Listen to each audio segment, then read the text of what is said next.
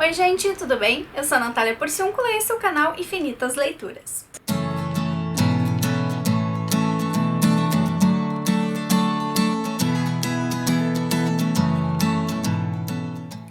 Hoje eu quero conversar um pouquinho com vocês sobre o livro Ainda que a Terra se Abra, do escritor Rodrigo Tavares. O Tavares é um escritor jovem aqui do Rio Grande do Sul e esse é o segundo livro que eu leio dele. O primeiro foi Andarilhos, que eu já falei em alguns vídeos aqui do canal, e desde 2018 eu prometo um vídeo só sobre ele e eu não fiz até hoje, mas eu prometo de novo que esse ano o vídeo de Andarilhos vai sair. O Ainda que a Terra se Abra foi lançado agora em março, mas infelizmente a gente não teve um lançamento presencial por causa da quarentena. Só que o Tavares fez um lançamento online, fez uma live de lançamento e foi muito bacana.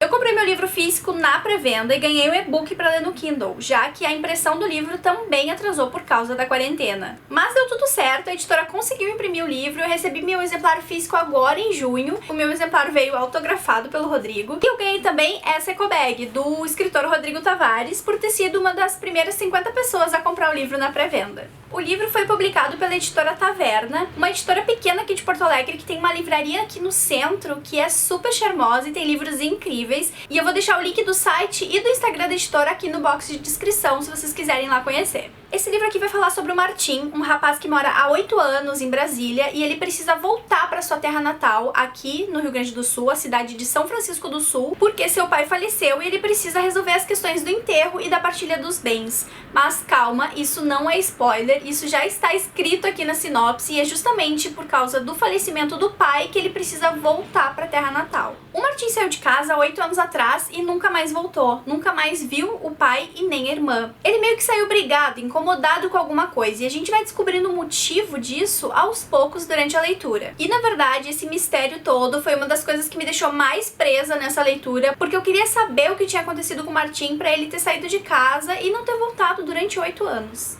O que o Martim vê quando chega na estância o intriga um pouco. Ele vê uma irmã super forte, super decidida, num relacionamento sério, tomando conta da estância, dos negócios no lugar do pai. Uma mulher que superou seus problemas e se adaptou ao jeito de viver no campo. Bem diferente da irmã acuada e assustada que ele tinha deixado aqui 8 anos atrás. Conforme os dias vão passando, o Martim vai revisitando lugares, vai reencontrando pessoas e vai ficando a par das coisas da estância e vai ficando a par também da vida da irmã. E os dois vão se reaproximando, vão conversando e vão esclarecendo coisas que ficaram meio conturbadas do passado. E aí começa uma parte bem importante do livro, que é essa reflexão que o Martim faz sobre o passado, e ele vai percebendo que algumas coisas não são exatamente do jeito que ele pensava. Por exemplo, ele tem um trauma de infância muito grande e ele se culpa muito por isso, e ele sempre achou que o pai e a irmã também culpavam ele.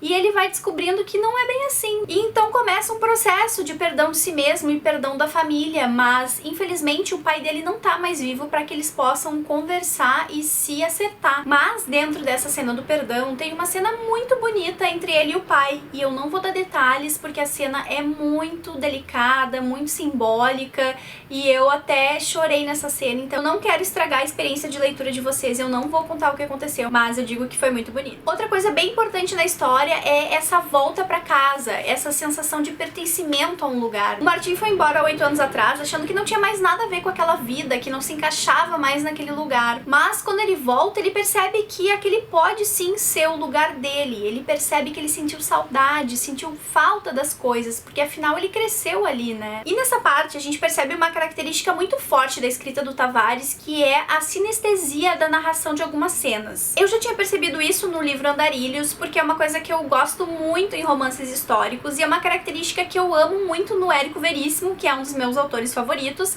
e a gente nota essa influência do Érico Veríssimo na escrita do Rodrigo Tavares. Só que esse livro aqui não é um romance histórico, é um romance contemporâneo, e eu fiquei muito surpresa de conseguir ver essa característica num livro contemporâneo, eu achei muito legal. Mas o que eu quero dizer com sinestesia da narração do Rodrigo Tavares é que quando o Rodrigo descreve uma cena, quando ele mostra pra gente o que o personagem tá sentindo e tá vendo, ele faz isso tão bem, de um jeito tão bonito, que a gente sente sente junto com o personagem. Por exemplo, quando ele diz que o Martin tá parado lá embaixo da árvore, tá sentindo o cheiro do mato, da madeira, o cheiro dos animais do campo, e ele vai sentindo aqueles cheiros, e aí vem o vento, o abafamento do clima, o calor que ele tá sentindo. Ele vai fazendo isso de um jeito tão bonito e vai transitando entre os sentidos que a gente se transporta pro lugar do personagem. Eu, pelo menos, amo quando um escritor consegue fazer com que eu me sinta no lugar do personagem. Eu acho que é por isso que eu amo tanto o Érico Veríssimo. É uma das coisas que eu amo muito no Érico Veríssimo, e foi isso que me chamou muito a atenção em Andarilhos também. E o Rodrigo conseguiu fazer isso nesse livro, e eu fiquei muito feliz porque é uma característica dele, uma característica do autor, e não são todos os autores que conseguem fazer isso. Eu gostei muito de ter lido esse livro. Eu li ele no início da quarentena, na época que eu não tava lendo muita coisa e eu tava bem desanimada. Esse livro deu um up nas minhas leituras, e eu fiquei super feliz por ter lido mais um livro nacional de um escritor jovem, gaúcho, que tá aí escrevendo ainda, né? Então ele mostra também que essa narrativa em cidades pequenas, em cidades do interior, não só aqui do Rio Grande do Sul, né? Poderia ser em outros lugares, mas que sai um pouco do centro urbano. Esse tipo de história também é muito boa e dá muito certo. E se tu ficou interessado em conhecer um pouquinho mais sobre o Ainda que a Terra se Abra, eu vou deixar as redes sociais do Rodrigo aqui embaixo no box de descrição, e também as redes sociais da Editora Taverna, e tu pode entrar em contato com a editora ou com o Rodrigo pra adquirir o livro. Eu tenho certeza que tu não vai te arrepender. Bom, então é isso. Eu espero que vocês tenham gostado de conhecer um pouquinho mais sobre esse livro, de conhecer o Rodrigo Tavares. E se vocês têm dicas de outros livros e outros escritores contemporâneos pra me dar, deixa aqui um comentário que eu vou adorar saber. Muito obrigada por ter assistido, desejo a todos vocês infinitas leituras e até o próximo vídeo.